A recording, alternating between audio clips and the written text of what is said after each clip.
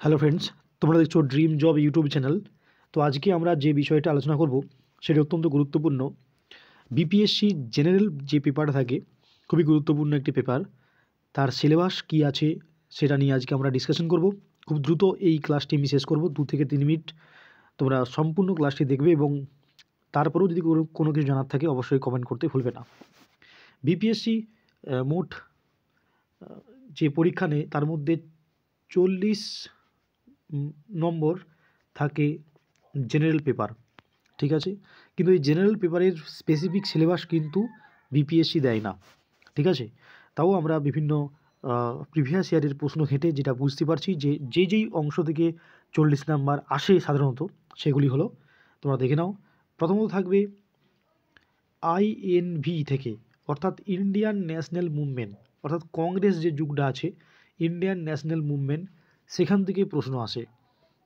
দ্বিতীয়ত যেখান থেকে প্রশ্ন আসবে যে ইন্ডিয়ান জিওগ্রাফি সঙ্গে থাকবে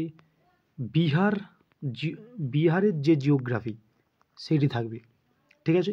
তাহলে প্রথমত থাকবে, আমি বলে দিলাম যে আইএনভি ইন্ডিয়ান ন্যাশনাল মুভমেন্ট, দ্বিতীয় থাকবে Indian geography plus Bihar geography, তৃতীয়ত যে বিষয়টি থাকবে সেইটি হলো সিএ অর্থাৎ কারেন্ট অ্যাফেয়ার্স।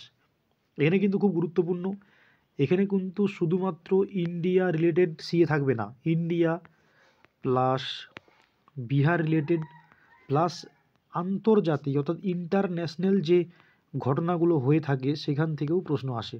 স্পোর্টস, সিনেমা, আরও যাবতীয়, সেটা শুধুমাত্র ইন্ডিয়া রিলেটেড করলে হবে না, ইন্ডিয়া, বিহার এবং ইন্টারন্যাশনাল সমস্ত কিছু থেকেই সিএ থেকে প্রশ্ন আসে। চতুর্থত যে বিষয়টা থেকে প্রশ্ন আসবে সেইটি হলো জেনারেল সায়েন্স, ঠিক আছে। জেনারেল সায়েন্স থেকে খুব একটা সোজা প্রশ্ন আসে না, তোমরা প্রিভিয়াস ইয়ার প্রশ্ন দেখতে পারো। খুবই ম্যাথামেটিক্স যেগুলো থাকে, ফিজিক্স, সেখান থেকেও প্রশ্ন অনেক সময় দিয়ে দিয়েছে, ঠিক আছে। মূলত বায়োলজি, ফিজিক্স এবং কেমিস্ট্রি, এই 3টি অংশ থেকে প্রশ্ন আসবে এবং এনভায়রনমেন্ট সায়েন্স, ঠিক আছে।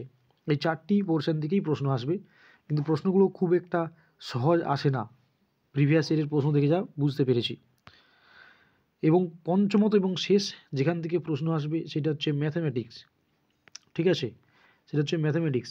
ম্যাথে কিন্তু শুধু অ্যারিথমেটিক থাকে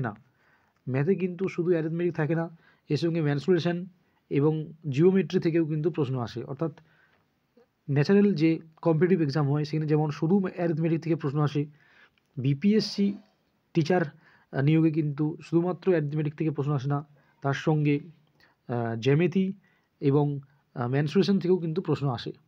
তো এই হচ্ছে টোটাল 40 নাম্বারের সিলেবাস।